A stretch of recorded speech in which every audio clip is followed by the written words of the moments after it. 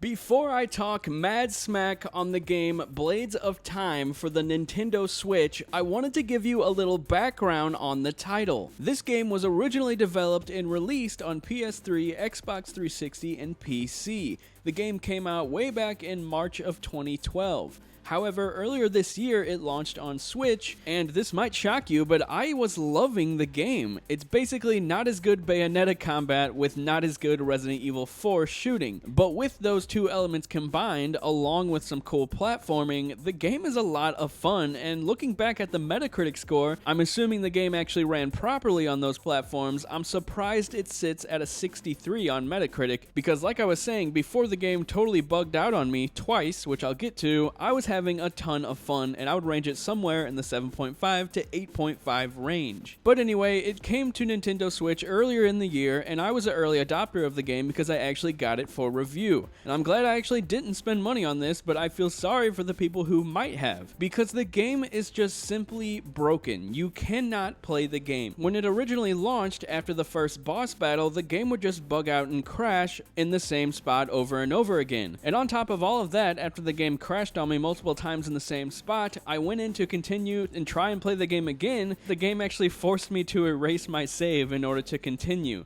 So I didn't even start the game over. I was like, you know what, I'm gonna wait for a future patch. It's bound to come. And I figured more patches would come because the developer actually reached out to me and said, hey, thanks for making the video. We're going to be making some bug fixes. And you know, I thought that was pretty cool that they were gonna go in and fix the Switch version because it just was unplayable. You just couldn't continue. But here we are, months later. The game only received one patch shortly after launch, and it fixed that one spot, at least for me. It still might bug out for other people there, but I was able to continue the game, and once again, I was having a lot of fun. I waited a long time to pick this one up again, because I didn't want to have to restart the game all over again for the second time. But now, I'm at a new spot in the game where you take on a horde of enemies, you defeat them all, and then afterwards, you jump up to a higher level, you try to continue the level, and the game just bugs out again. It keeps crashing in the same spot. How is this okay? I'm surprised more people haven't complained to Nintendo. I wouldn't be surprised if a lot of people tried to get their money back after buying this because it's a broken product. I mean, they didn't even take the time to take out the color-coded Xbox 360 button prompts. When I originally uploaded my impressions of the game, everyone thought it was 360 gameplay,